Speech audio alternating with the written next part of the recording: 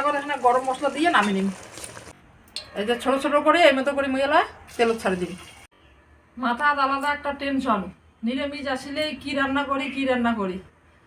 তাই তোমরা নিরামিষ আসলে টেনশন করবেন না, স্বপ্নের রান্নাঘর খুলিয়েই দেখবেন অনেক নিরামিষের রান্না আছে। এই যে নিরামিষটা রান্না হবে আদি পালং শাকের কোপ্তা কারি। এই যে পালং শাকটা আমি কুচি কুচি করে কাটে নিছো, আর এটা নিয়েছো মুই গাজর আর লঙ্কা কুচি। এই যে সব কিছু নিয়ে আসছ, তাহলে মুই এলা কেমন করে রান্না করি সাথে থাকবেন।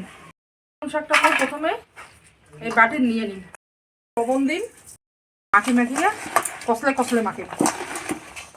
আর যে দেখো পালং শাকের লবণটা আমি মাখিয়ে রাখছো, এতে কতটা জল বেরিয়েছে, জলটা মুই এলা ফেলে দিয়ে দিন। ওই গাজর কুচি দেয়া আর লঙ্কা কুচি, এই যে পরিমাণ মতো লবণ দিন, আর দিন হলুদের গুঁড়া, আর একটুখানি দিন ভাজা মশলার গুঁড়া। মই ময়দা মাখিয়ে নিন।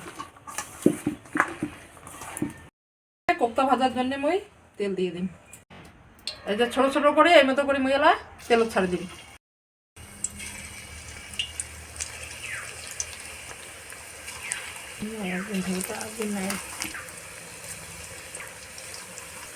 উল্টে দাম,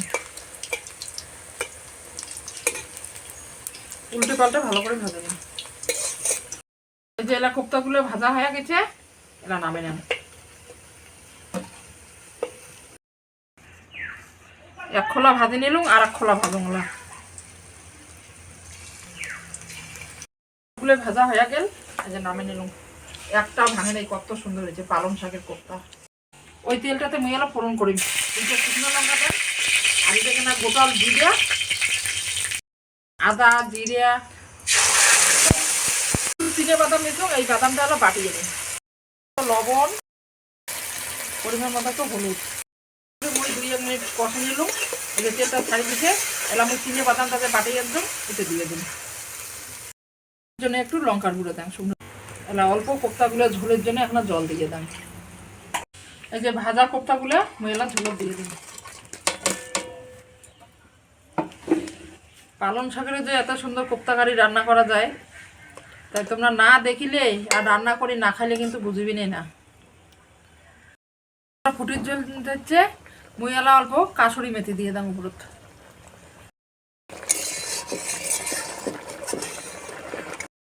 এখন এখানে গরম মশলা দিয়ে নামিয়ে নিন।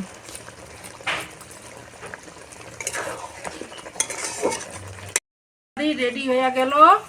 তাহলে নিরামিষ দিনে সাগাই সদর আসলে কোনো চিন্তা করবেন না, এই পালং শাকের কোপ্তা কারি রান্না করিয়ে খাওয়াবেন। তা দেখলেন তো তোমরা কত সহজে মুই পালং শাকের কোপ্তা কারি রান্না করলুম। তাই তোমরাও এই মতন করে রান্না করেই খাবেন।